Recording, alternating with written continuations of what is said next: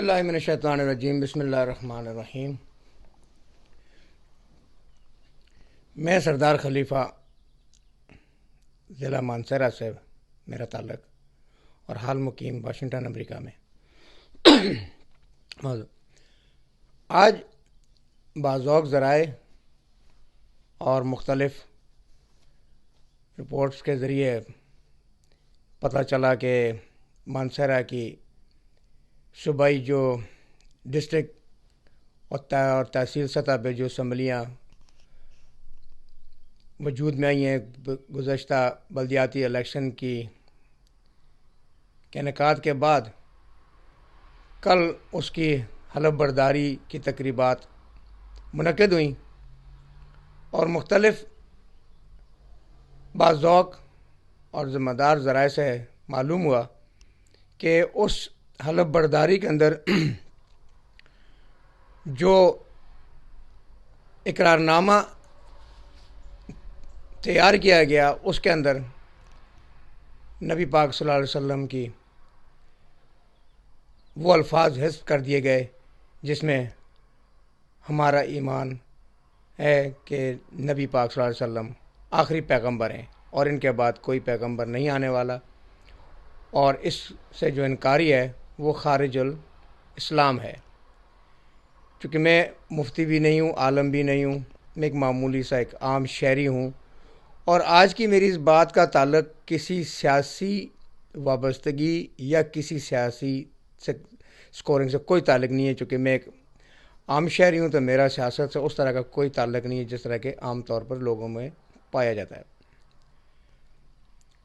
میری یہ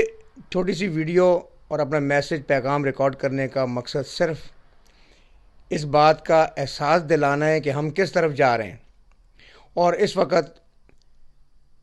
ڈسٹرکٹ مانسہرہ میں پاکستان مسلم لیگ نون گروپ تمام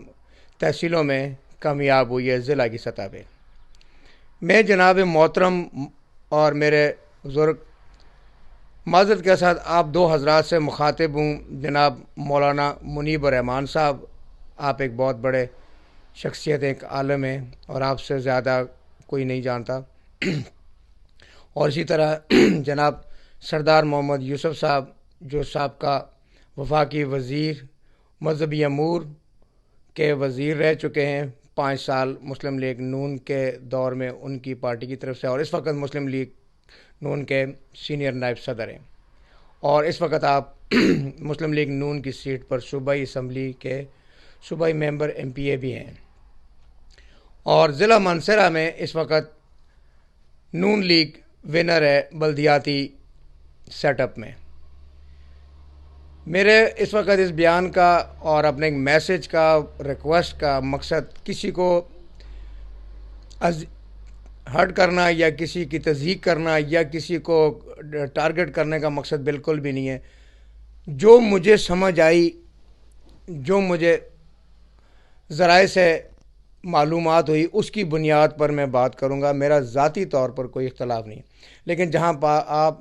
نبی پاک صلی اللہ علیہ وسلم کے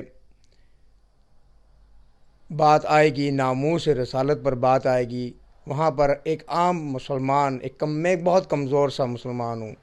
لیکن اپنی کمزوری کو سامنے رکھتے ہوئے میں جتنا میرا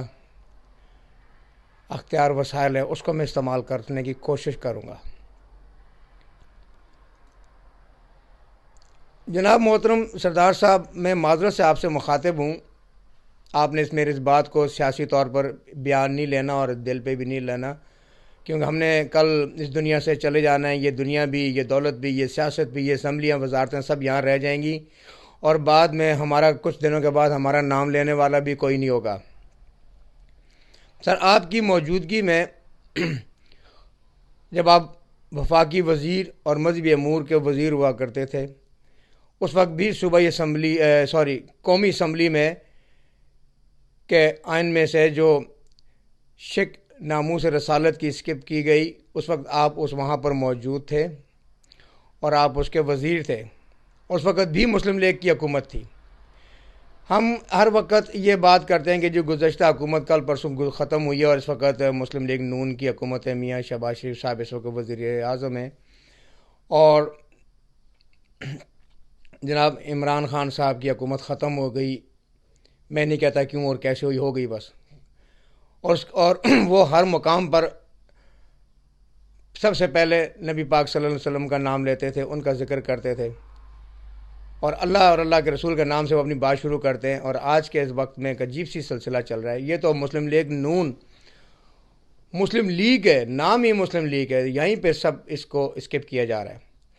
سر میں آپ سے معذرت کے ساتھ کہوں گا کہ یہ دوسرا واقعہ آپ کی موجودگی میں اور آپ کی ڈسٹرکٹ میں ہو گیا جب اس وقت آپ یہاں مسلم لیگ کے نائب صدر ہیں. تو اس کے بارے میں غور کیا جائے، اور میں تمام وکلاء سے، جج صاحبان سے اور دیگر جو بھی معاشرے کے، سوسائٹی کے اور اعلیٰ اور